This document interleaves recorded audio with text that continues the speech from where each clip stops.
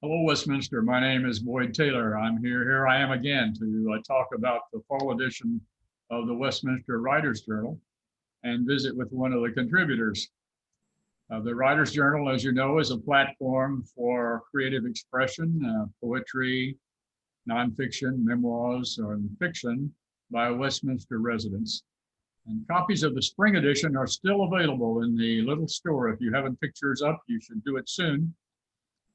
And the fall edition with 45 Westminster contributors will be arriving in mid-November, Amazon cooperating. My guest today is one of those writers, Bill Mueller, who with his wife Joan moved to Westminster in 2012 when the Windsor building was open. Bill received his PhD in electrical engineering and signed on with Hughes Aircraft in Los Angeles, where he had a long career. His avocations are singing, dancing, and backpacking in the Sierras. Good morning. Hello, Bill. How are you? Well, thank you. How are you and Joan getting along in these strange times? Well, it's really very pleasant. I mean, we don't see our friends as often as we'd like, but other than that, the people bring us food to eat. When we do go down for some exercise, then we go to a place where we can watch the construction of the parking lot. Yeah. Well, I had children and grandchildren standing down on the ground waving up at us a while ago. So we miss seeing the family. But I have to say that they take very good care of us here. We have a great staff. Yes, we're very happy. So do you have any advice for your neighbors? Wear your mask. Wear your mask. Yeah. That's very good advice. Yeah. When the lady next door was always catching me without my mask as soon as I stepped out of the door practically. So I finally made a sign and put it on my walker to remind me. Wear your mask. Yeah. Well, one of the things that's changed for me is carrying my keys. Because I go out so seldom, I forget to take my keys, and then I get down to the mailroom, and it was a useless trip, and I have to remember the passcode to get back up on the elevators. So after you got out of Berkeley, you went to work for Hughes Aircraft. That's an interesting company. How did it happen that you were recruited for Hughes? Well, there were people from Cal who went to Hughes before I got there. And one of them is a fellow I knew fairly well. So he said, we ought to recruit this guy. So meantime, I had taught a course there as a lecturer. And the university wanted me to do it again. And they wanted me to go to Hughes. So finally, I decided I better get going here or I'm going to lose out somewhere. So I decided to go to Hughes and also to get married at the same time. So as soon as I got to the point where I was down to taking the data on the experiment that I was running for my PhD, we took all our possessions, which barely covered the bottom of a little trailer, and came to LA. And headed south. Yeah. So where was Hughes located in Los Angeles? Yeah, yes, it was mostly in Culver City. We did have some operations over near the main north-south highway and the cross highway. The space organization was over there. There was an electro-optical operation was over there. Radar was over there. And so we were sort of on the east side of the main operating area. Not all the buildings were pressed together, but Hughes was an interesting company. I think at the beginning of World War II, it was quite small. I think most people are familiar with some of the story that they see in the movie about Howard Hughes, but how did the company become one of the premier defense contractors in the United States? Well, I think I don't know the beginnings of that operation. By the end of the war, the Air Force came to Howard Hughes and said, you know, you're a national asset, but we have a problem. You don't have any heirs, so you better figure out how to make sure that the company doesn't get tied up in the courts. And the company happened to get into the radar business, and that was its main product line all during the war. Radar. Yeah. So they ended up with a very strong presence in guidance systems, and I think they had a Falcon interceptor weapon that they. Yes, they had a. There were two things that we had. We had missiles, one of which we turned into anti-tank missiles, which had a wire that when we fired the missile, a wire reeled itself, and we sent signals back and forth to guide the missile. And then later on, we did that by infrared and by radio. Yeah. But in the beginning, it was a wired missile. But so the Army was really was the reason that Howard Hughes transferred all the stock in Hughes Electric to his medical institute, the Howard Hughes Medical Institute. Right. And eventually, after his death, well, before his death, did you ever have occasion to meet Howard Hughes? No, I had two people who worked on the flying boat. Remember the big wooden boat, flying boat that Howard Hughes was going to make? Spruce Goose. Spruce Goose, right. And so they came in one night to do something, and there was a stranger in there, and they said, wait a minute, you can't be in here. This is classified. And the guy said, well, I'm Howard Hughes. I own the place. He was a nocturnal person, I think. Yes. Oh, yeah. And there are all kinds of stories about him. But, yeah. But he was an interesting person in that he knew when to take his hands off and let somebody else run it.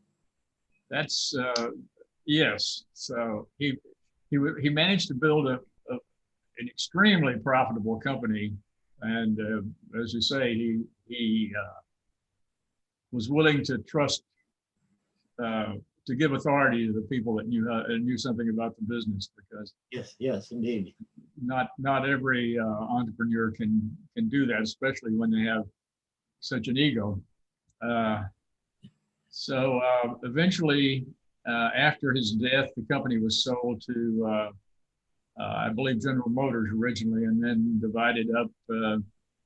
Eventually became parts of Raytheon and Boeing, I think.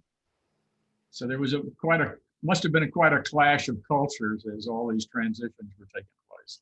Well, the first transition to a fellow named L.A. Highland, who had come from Bendix, was pretty good because he and Hughes trusted him, and he and Hughes had a good relationship. So, and Howard has these three rules: you can't buy any or sell any property without my approval. You can't issue any stock without my approval, and you have to keep the Air Force happy.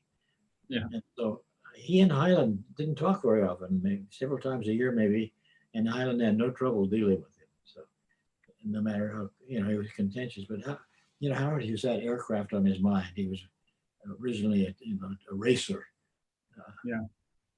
And so he left us alone. And then General Motors came along, and they said, we need to have more electronics in our automobiles.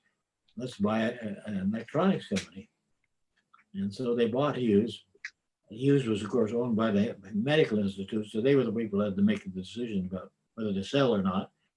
And I spent some time wandering around at General Motors a little bit, and they had problems with things that we thought were old hat. How do you make a circuit on a piece of ceramic and put electronic components on it and so on? And then we could do that like at 98% yield and they could do it at 40% yield. So we had some things to do. And it was in the midst of the whole business of reacting to the Japanese just in time. Yeah. And Hughes was willing to really take a strong step in that direction. And we were working on the idea too. So we got to go back and forth and see who knew what to do about what. um, but So that I remember just in time. yeah. One Uh, I remember if you were a raw material supplier, you didn't care much for it because you were carrying most of the inventory and you were supposed to deliver it just in time. Yeah. And in fact, I had a friend who owned But it sounds like must have been a really interesting career. Did you work in several of the divisions or? Oh yes, I went to work first in the research lab and decided after 4 years I wasn't cut out for research. And then I had an opportunity to go to one of the divisions that was just putting one of our products, a traveling wave tube, into production, and I loved it. Every day there were problems, and you could solve those problems in a day or two. So it was just great fun. You can see the results. Yeah. And so then I worked there for a while, and then I worked. I supervised a company that made solar cells for satellites, and then I went to down to Newport Beach, where we had a division, and ran that division for a while, and then off to another one that was making a system, a secure communication system for the Navy, and ran that for a while. And in between, I would go to the group office and do something, and then I got to go to corporate, and that was a really interesting part of my career. I remember I was sort of a free agent. I worked for a guy who got tapped to go down to Tucson and try to straighten out a problem they had down there. And so I was unsupervised in a sense, but I did interesting things. I ran into the company president who had just read an article about how you could get by with 1% of your corporate staff, working. And we had a big 2 or 3 times that many. So I did a survey and got the corporate staff org chart out, which just wasn't very deep, it was very long, and wrote a long memo on what to do. And the memo didn't go very far for a while, but after a year or two, I saw that they were implementing it, and there were no, I didn't see anything on the front pages to do this. They were just doing it. And the basic idea was to decentralize a lot of the components. Send a lawyer for this group out to the group office, send other people to their appointed rounds and so on. And so that we went through that process. And it was sometime after that that I got interested in just in time. I had early on started to draw pictures on the blackboard. Here's what it looks like if you have the cost of the product versus the time it takes to get out the door. And you could never make it equal to the ideal time because you always had to have extra equipment around and so on. So I had sort of a big graph. I'm sorry, I missed that last sentence. Oh yeah, you couldn't do it in exactly the time it was required because you would have to, if you have breakdown, you'd have to have a extra piece of equipment on board. And so I had this curve that sort of went down and then went up again, and I figured out from the Japanese formula where they would fit on the curve. Uh-huh. They could do it for maybe 2.5 times the theoretical minimum. And so then I got busy on that, and I just happened to be going back and forth to Tucson a lot where we had our missile factory. And I got interested in a project they had there and eventually wrote a long syllabus about the thing. And they were working on a time frame of making this set of circuit boards they needed for the missile. 6 months it would take them. And when I got through, I said, you can do this in about 48 hours. So, so I got, other people are getting get interested in doing it on their own. And they really transformed various parts of the company. I can see that. Yeah. Wow. That must have been very satisfying work. Oh, yeah. Eventually, the vice president of General Motors had sent to show us how to manufacture things, said, look, we got enough data. Let's go to the VP, he was associate manager of the company, and you write a memo that says everybody has to do this, and we're not going to give you any money. You got to appoint one of your project managers to it and do it. So we did. You did. Congratulations. Well, thank you for telling us about your career. Let's turn now to to your story in the journal. This edition, it's entitled "The Pig and the New Clothes," and it's a story about your father when he was a boy. Tell us a little bit about your father. Okay. He was born in 1901, and so he was not ever old enough to have to go in the army for World War I. But he had read somewhere that when the war was over, there was going to be a great need for secretaries. And so he decided to go to secretarial school. And so he did that, but he was never a very good speller.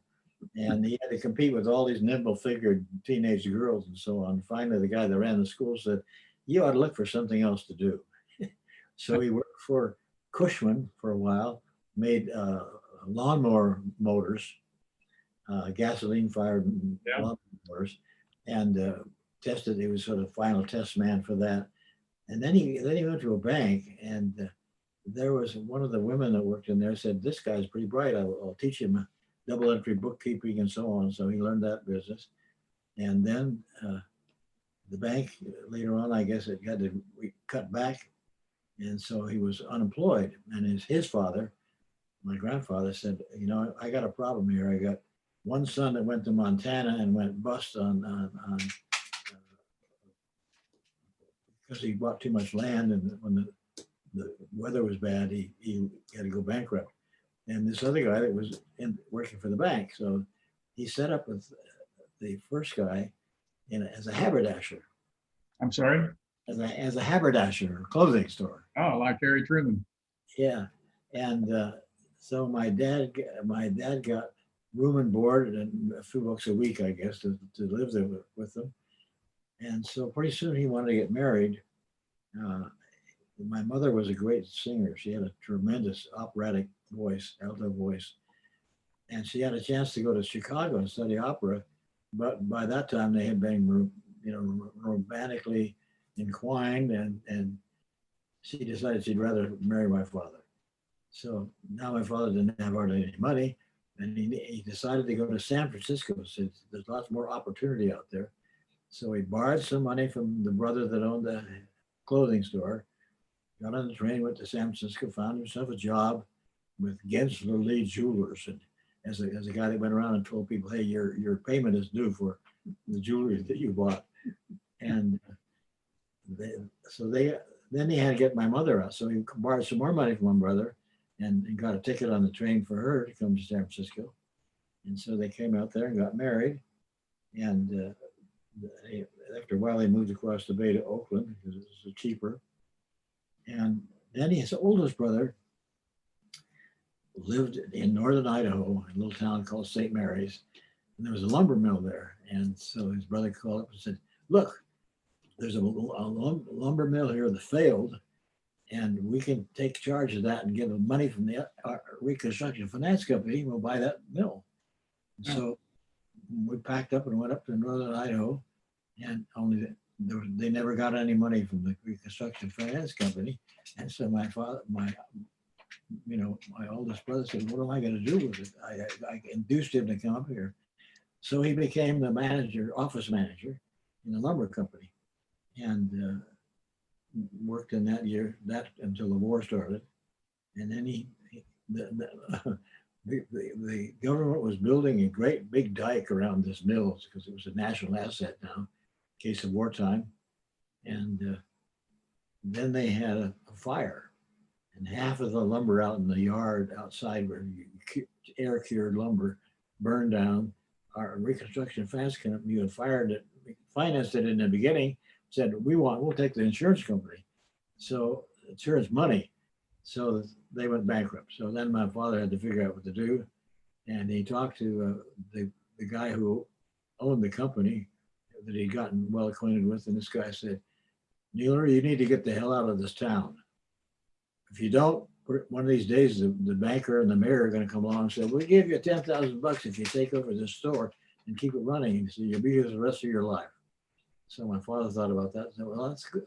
That's good advice.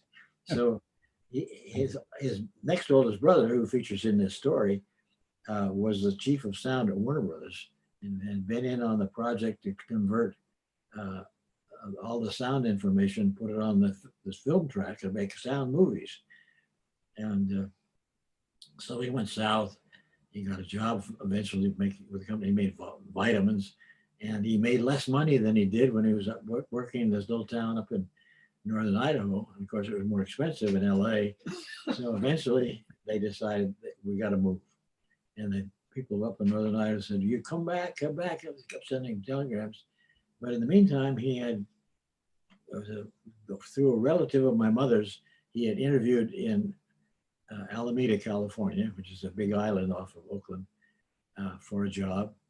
And eventually they gave him a job. And so he went for that company. And they had a smart engineer that invented the traveling cranes you see on the docks that go back and forth and take the big containers off of the ships.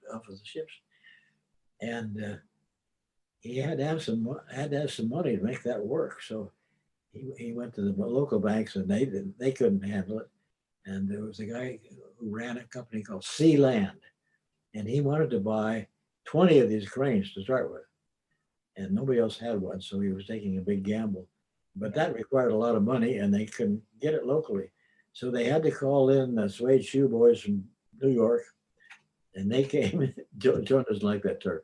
They came and said, all right, we'll loan you the money for 2 years, at 18% interest. Oh my. And if we don't receive the final payment by the day it's due, the next day the auctioneer will come. So my dad got some old Mark Setz machines that were almost obsolete by that time, and he rigged out a way to get the status of every job at 9 o'clock in the morning, and he saved the company, and then he retired from that company eventually. So he had a very interesting life. Well, I'd say so. I think you've got enough for a novel there. You really do, and we're fortunate because we have the genesis of all that ambition right here in this story that you wrote for the journal about your father and his brother and the pig. So I think Joan is lurking there somewhere in the background. She's going to read an excerpt from your story for us. Okay, let me get her in front of it. Yeah, he's leaving the spot here. Okay.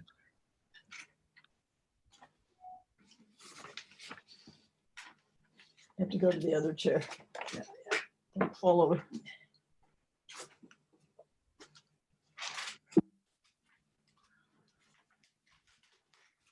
Hello, Boyd.